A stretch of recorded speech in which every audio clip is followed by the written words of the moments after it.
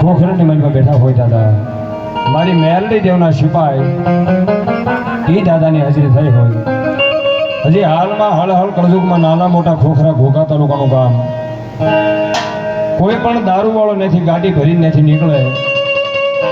રસ્તા ઉપર દાદાનું પાટિયું છે, કોડિયું છે, ત્યાં દારૂ જાર્યા વગર એની ગાડીને ખોખરાનો સીમાડો વટવા દે તેથી તો ખોખરાના ગાળામાં બેઠેલો ભીમડીયો નો બાપ ઈ દાદાને ભાવથી લીધા ત્યારે હે ખોખા